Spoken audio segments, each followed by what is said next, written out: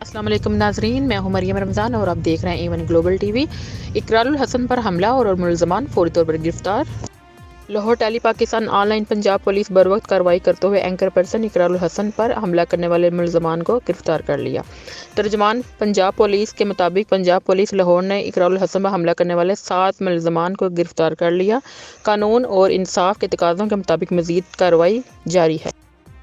S P Kent سعد عزیز کے مطابق سی سی پی او لاہور نے اقرار الحسن پر حملے کا نوٹس لیا، جس پر کارروائی کرتے ہوئے فوری طور پر 4 ملزمان کو گرفتار کر لیا گیا۔ مزید ملزمان کی گرفتاری کے لیے ٹیمیں تشکیل دے دی گئی ہیں۔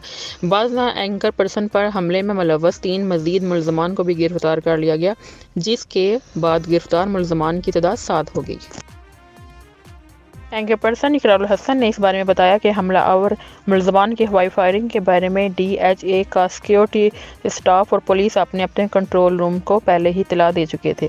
ریکارڈنگ پولیس نے تحویل میں لے لی ہے۔ حملہ آوروں کے خلاف فائرنگ، انسداد، دہشت گردی قوانین کے تحت کارروائی کا آغاز کر دیا گیا ہے۔ اے آر وائی نیوز کے پروگرام سرام کے اینکر نے اپنے اوپر ہونے والے حملے سے متعلق آگاہ کیا تو A One Global T V کے ڈائریکٹر شاہد محمود راجہ اور A One Global T V UK کی پوری ٹیم اور ساتھی صحافی اور مداحوں نے سلامتی کے حوالے سے دعائیں دیں اور حملے کی شدید الفاظ میں مذمت بھی کی۔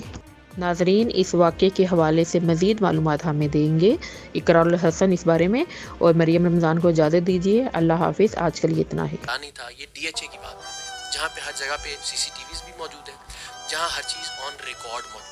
میں جو بات بھی یہاں آپ سے کہہ رہا ہوں وہ 1 سیکنڈ کے اندر نگیٹ ہو جائے گی۔ 1 منٹ لگے گا، کوئی CCTV فوٹیج آ جائے گی، 1 منٹ لگے گا، ریلیونٹ جو ڈپارٹمنٹ ہے DHA کا ویجیلنس کا، یا وہ سامنے آ جائے گی ہمارے۔ تو بیسک جو کہانی ہوئی وہ انٹرچینج ہے، نواز شریف انٹرچینج، جو جہاں سے فیز 5 کا آغاز ہوتا ہے۔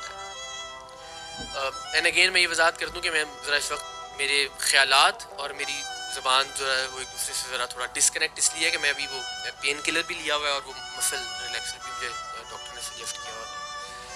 تو وہاں سے 2 گاڑیاں ہم نے جو انیشلی دیکھی ہیں، ایک فارچونر تھی، ایک بیگو تھی بلیک کلر کی، اور ان کے آگے بھی کچھ گاڑیاں تھیں، بٹ جو ہمیں انیشلی نظر آیا تو انہوں نے ہمیں ہٹ کرنا شروع کیا۔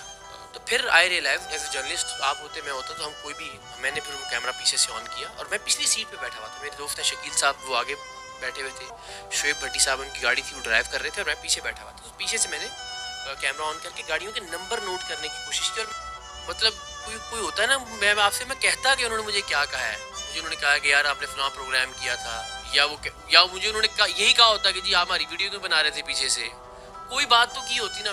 آرمڈ تھے پراپر، گاڑی کے اندر بھی ویپن تھا، اور وہ گاڑی کے اندر ویپن سے مجھے اس لیے اندازہ ہوا کہ جب ہم نیچے اترے تو 2-3 صاحبان بار بار کہہ رہے تھے میں گولی مارنا تھا، جس طرح نہیں میں کچھ شے لے کے آ رہے ہیں۔ آپ اندازہ کریں پتہ نہیں کون سی ان کو دشمنی تھی ہم سے کہ وہ چابیاں یہاں رکھ کے، یعنی وہ باہر کی طرف نکال کے باقاعدہ